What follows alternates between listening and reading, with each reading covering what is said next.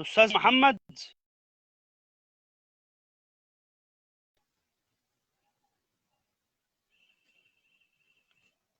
طيب فين اللي عايزين مايك؟ مفيش حد عايز مايك. كل اللي بطلب له ببعت له مايك بيرفض. تعالى يا شيخ زين.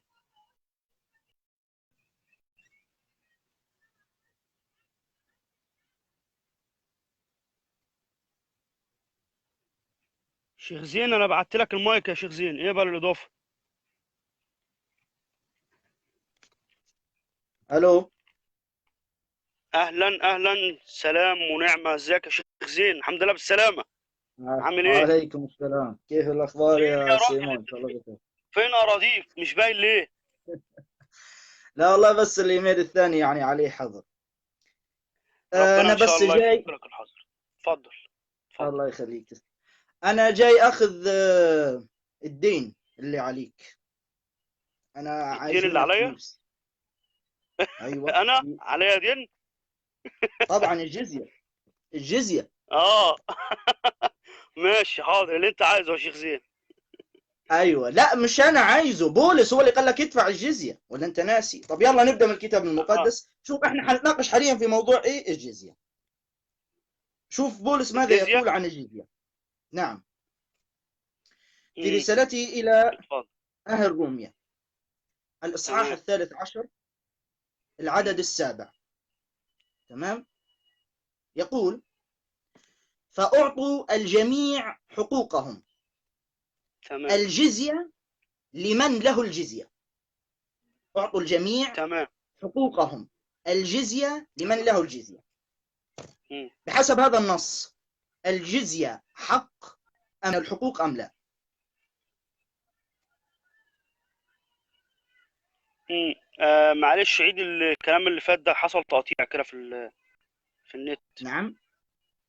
معلش إيش؟ عيد الجزئية حصل تقطيع في البث. عيد معلش. ماشي. معذرة عيد حعيد حعيد. السؤال. اتفضل. تمام حعيد. أنت حضرتك اعترضت على، أنا حشرح لك الجزية من ناحية إسلامية ومسيحية، ما تخافش، بس لازم تعطيني الوقت. أولا أنت اتفضل. بتعترض على دفع الجزية، كتابك المقدس أمرك أنك أنت تدفع الجزية. أين هذا الكلام؟ في رسالة بولس إلى أهل روميا، الإصحاح 13، العدد السابع. يقول: تمام. فأعطوا الجميع حقوقهم، الجزية لمن له الجزية. حقوقهم وجزية، يعني الجزية حق ولا مش حق؟ إذا أنت الآن، أنا عايز الجزية بتاعتي.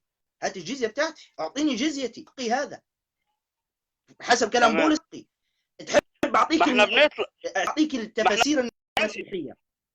ما احنا شوف. بندفع جزء، احنا قلنا لا. احنا ما قلناش. بس أيوه إذا. المشكلة في ايه؟ تمام. المشكلة في ايه يا لا شيخ لا، زين؟ لحظة بس، لحظة، خليني أوضح لك نقطة، بس. اتفضل. خليني أوضح لك اتفضل. نقطة. أنا عارف إنك أنت بتدفع، بس أنت اعترضت على الجزية. أنت ليه بتعترض وكتابك قال لك هذا حق أعطيه لا، لأصحابه؟ انا ما الحقوق بعترضش على أليس، الجزء يا شيخ شوف، زين. أليس الحقوق تعود إلى أصحابها؟ اسمعني. أليس الحقوق تعود إلى أصحابها؟ إذا هذا حق لابد أن يعود لنا، أو مش لي أنا، تمام. يعود للحاكم المسلم. تمام. بس أنا ممكن آخذ حصة منه يعني. ماشي. خليك تكتب معاك. المهم. خليك تكتب. شوف.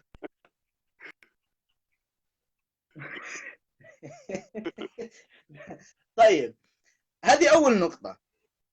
النقطة الثانية، تحب أعطيك التفاسير؟ على فكرة لو تحب أعطيك التفاسير المسيحية الأرثوذكسية كمان، اللي بتقول إنه الجزية واجبة على المسيحي إنه يدفعها، واجبة. عارف هذا الكلام ولا مش عارف أنت هذا الكلام؟ يبقى ليش ايوه تطلع مع ايوه. الأخ فارس وتقول له لا، مش كيف أنا أدفع الجزية وبتعترض؟ ما هو كتابك قال لك حقوق. بص هل أنت بص بص. تعترض على كتابك يا سيمون؟ لا لا، السيد المسيح كمان قال للقديس بطرس: تفضل. يا بطرس، من ياخذون الجزيه؟ من بنو المدينه، يعني من اهل المدينه ولا من الاجانب؟ قال له لا، من الاجانب. قال له لك لكي نعصرهم، لكي لا الصوت. نعصرهم.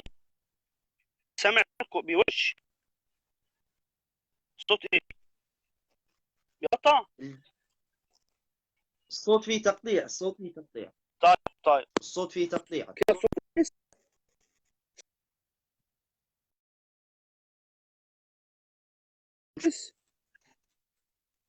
طيب قال له ايه يا شيخ زين؟ قال له اذهب والقي الصناره، اذهب والقي الصناره في البحر وهيطلع لك سمكه. السمكه دي فيها ايه؟ 2 استار، ادفعهم عني وعنك. ده ايه بيتكلم عن ايه؟ عن الجزيه. انا مش بتكلم على ان الجزيه، لا لا، انا كلامي كان واضح يا شيخ زين للاستاذ فارس. يعني ايه سوره طيب التوبه؟ خلينا نتفق على هذه أول نقطة، نتفق على شيء الآن، نتفق على شيء. هل تتفق معي أن الجزية بحسب كتابك هي واجبة عليك أنك تدفعها؟ صح ولا مش صح هذا الكلام؟ تمام، صح صح. ممتاز. ننتقل إلى الآن على فكرة أنت تعرف كويس أنه الأنبياء في الكتاب المقدس كانوا بيأخذوا الجزية من الأمم الثانية، صح؟ تعرف هذا الكلام تمام، كويس. ايوه خلاص، ايوه ليش عارف. تعترض؟ طيب خليني أوضح لك الجزية من ناحية إسلامية. أوضح لك الاعتراض يا شيخ زين. نعم. الاعتراض انا بعترض على ايه؟ انا بعترض على الآية 29 في سورة التوبة اللي بتقول ادفعوا وهم صاغرون. كلمة صاغرون دي معناها ايه؟ كلمة صاغرون انت في ايه؟ يعني سامعني؟ معظم الكلام مقطع، بس أنا سمعت أنه ما معنى صغيرون، صح؟ هذا سؤالك. تمام تمام صح. طيب الإمام الشافعي رحمه الله تعالى في كتابه الأم نقل عن أهل العلم، بعض أهل العلم، أن الصغار هو جريان أحكام الإسلام عليهم، يعني قوانين الإسلام تجري عليهم. هذا الكلام قاله الإمام الشافعي، وهو أحد الأئمة الأربعة ومن كبار فقهاء الأمة، بل وكان إماما في اللغة العربية أيضا، هذا أمر معروف. فأخبر هنا أنه المعنى الصغار هنا هو جريان أحكام الإسلام على هؤلاء الذميين غير المسلمين. هذا أولا. ثانيا، نحن عندنا الجزية باتفاق العلماء، بإجماع العلماء، وهذا الكلام باستطاعة أنك أنت تراجعوا أحكام الذمة، أحكام أهل الذمة للإمام ابن القيم، وتفسير القرطبي، وهو ينقل، وأيضا في الموطأ للإمام مالك، وهو ينقل لنا إجماع العلماء. بس الإمام مالك ما نقلش الإجماع، اللي نقل الإجماع هو الإمام القرطبي. لكن الإمام مالك في الموطأ والإمام ابن القيم في كتاب أحكام الذمة قال: المريض لا يدفع الجزية، الفقير لا يدفع الجزية، الشيخ الفاني الكبير لا يدفع الجزية، المرأة لا تدفع الجزية، الصغار لا يدفع الجزية، الأطفال الصغار لا يدفعوا الجزية، العبيد اللي هم الرقيق لا يدفعوا الجزية، الرهبان لا يدفعوا الجزية اللي هم القساوسة ورجال الدين لا يدفعون الجزية. هذا بخلاف ما عندنا نحن زكاة. نحن الزكاة يدفعها الجميع ما دام المال بلغ النصاب وحال عليه الحول، الجميع يدفع، ولو كان رضيعا يدفع عنه وليه. إذا كان عنده مال وبلغ المال النصاب وحال عليه الحول، وليه يدفع عنه، الجميع يدفع. شفت الرحمة هنا؟ هذه أول نقطة. النقطة الأخرى أن قيمة الجزية، أنت بتحسسني وأنت بتتحاور مع الأخ فارس كأنك بتدفع $1,000,000. يعني أنت عارف كم قيمة الجزية؟ في الموسوعة الفقهية الكويتية نقلت آراء العلماء في قيمة الجزية. الإمام أحمد، المذهب الحنبلي، قالوا أن في نفس هذا المرجع اللي هو الموسوعة الفقهية الكويتية، قال الإمام الحنابلة المذهب الحنبلي قال إن قيمة الجزية بحسب قدرة الدافع، يعني بحسب أنت قدرتك، اللي تقدر تدفعه ادفعه، اللي تقدر بحسب قدرتك أنت. هذا أولا. ثانيا، الإمام الشافعي قال قيمتها يعني حوالي $1.50 هكذا، طبعا في السنة على فكرة. راح نقول مقابل إيش هذه؟ هي على فكرة حتى لو افترضنا إنه قيمتها $1,000، أنت واجب عليك تدفع الجزية بحسب كتابك، لأنه أمرك إنك تدفعها أيا كانت قيمتها، لم يحدد. أيضا الإمام مالك والإمام أبو حنيفة قالوا إذا البلاد فتحت بالصلح، زي فلسطين مثلا، فلسطين فتحت بالصلح، البلاد حينما تفتح بالصلح يعني القيمة تكون بحسب قدرة الدافع، نفس رأي الإمام مالك، بس نفس رأي الإمام أحمد. لكن الإمام أحمد يقول في كل الأحوال سواء البلاد فتحت بالصلح أو بالقوة يدفع الذي يدفع بحسب قدرته. هذا الكلام تجده في الموسوعة الفقهية الكويتية، ونقل هذا الكلام هو موقع إسلام ويب على الجوجل. تمام. طيب لماذا دفع الجزية؟ أولا يعني أنت حتى لو ما دفعت الجزية حتدفع ضرائب. يعني أنت في كل دولة الآن، في كل دول العالم في ضرائب، بل الدول الغربية التي تطلق عنها الدول العدل. طبعا قبل أن نكمل أشكرك أنك أعطيتني الفرصة للرد، هذا شيء أحترمه فيه.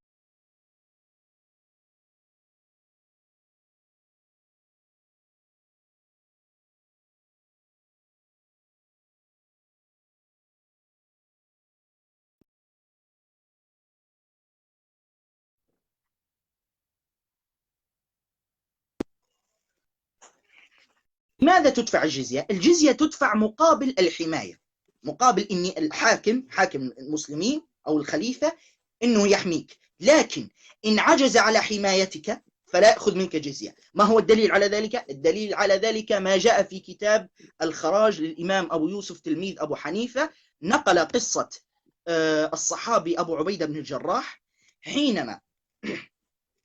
حينما عجز على حماية نصارى الشام من غزو الروم، فرد لهم الجزية وقال لهم إن نصرنا الله عليهم سنأخذ منكم الجزية. يعني إذا استطعنا أن نحميكم سنأخذ منكم الجزية، لكن إن لم نستطع حمايتكم فلا نأخذ منكم الجزية. إذا الجزية تؤخذ مقابل الحماية، أما إذا لم أستطع حمايتك فلا آخذ منك الجزية.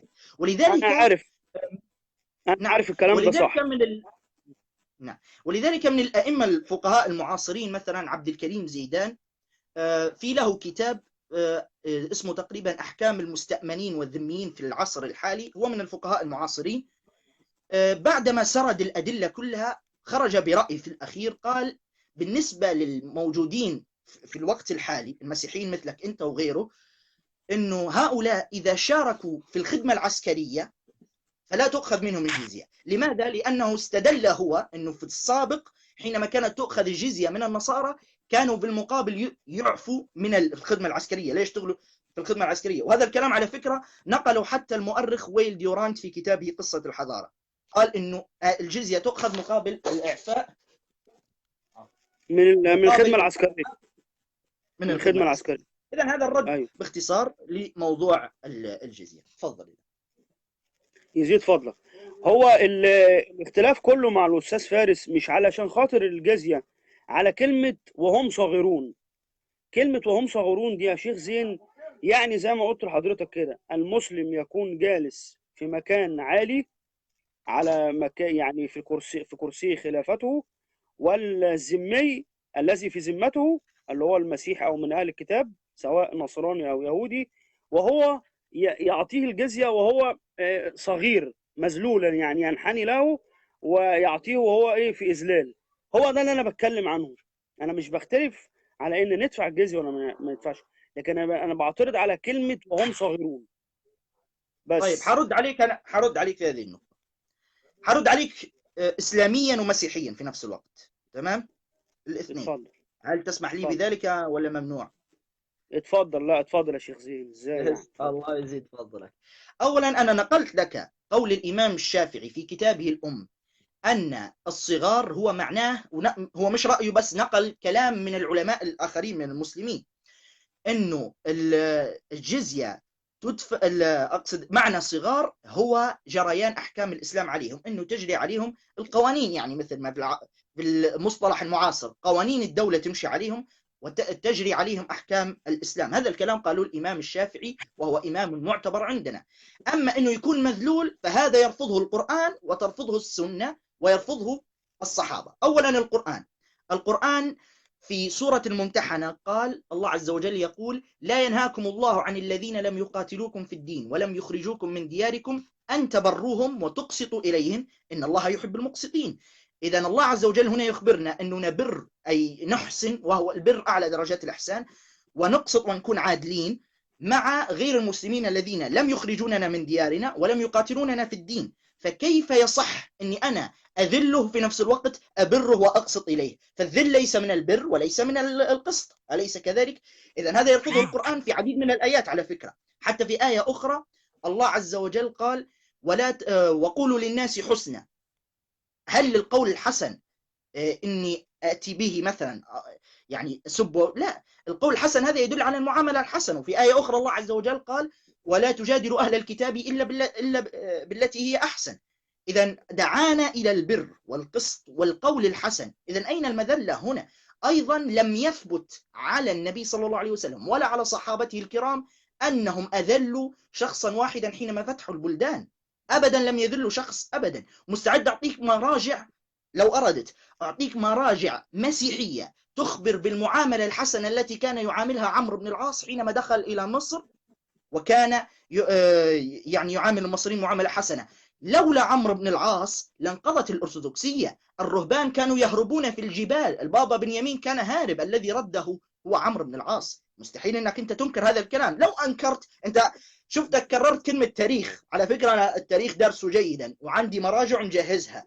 أي اعتراض منك إنه عمرو بن العاص لم يعامل الناس معاملة حسنة، ثواني أنا عندي PDF الآن، ملف PDF كامل، مراجع فيه مسيحية تخبر، مسيحية مش إسلامية، أن عمرو بن العاص كان يعامل المصريين معاملة حسنة. إذا لا القرآن قال عاملوهم معاملة حسنة، ولا الصحابة ولا النبي صلى الله عليه وسلم أذل ذميا واحدا أبدا، لم يثبت عنهم. كذلك الإمام الشافعي شرح معنى الصغار.